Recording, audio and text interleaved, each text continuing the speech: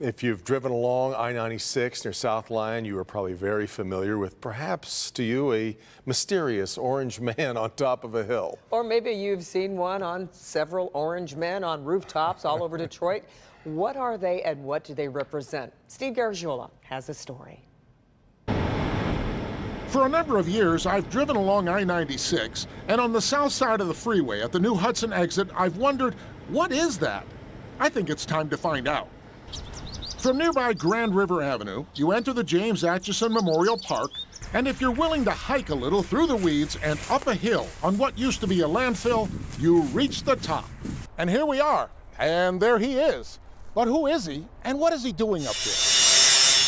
This is artist John Sauvé, who created the sculpture along the freeway, part of a larger project called Man in the City. What does the sculpture mean? John says it means whatever you think it means. It's all about creating a dialogue. It's all about filling a space where there wasn't anything before. And so many things can happen with dialogue. And I see it all as positive. Well, not quite all positive. On the day the Man on the Hill was installed, an angry mom called the South Lyon city manager to complain.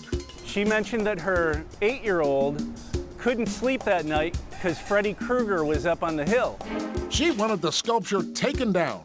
John's answer? And I said, hey, I got a question for you. Who lets their 8-year-old watch Freddy Krueger? The city manager said, hey, good idea. I'm gonna ask her if she calls back. That was 8 years ago. There have been no more complaints, just curiosity. And you're probably curious about the little orange man standing next to John where we caught up with him, on top of the Park Shelton building in Detroit. John has installed dozens of these little men on rooftops all over the city. Detroit Artist Market is the next block down. Scarab Club is right there. There's one on top of its building. I never noticed all these little guys. Detroit Historical Society has one. Detroit Opera House has two. I asked John if there's a map to show where all of these sculptures are, but he won't tell.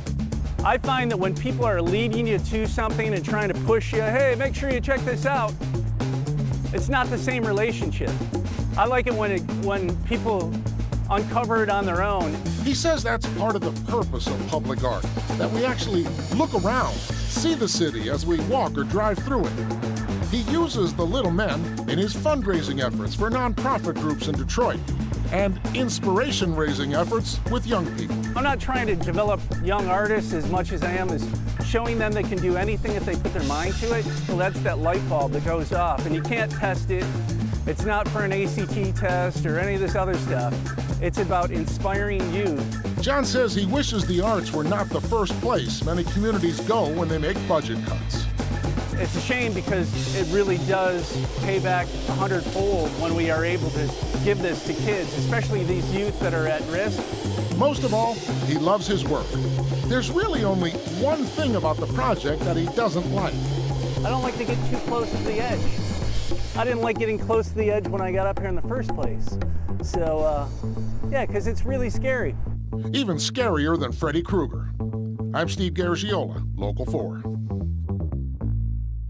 That's great.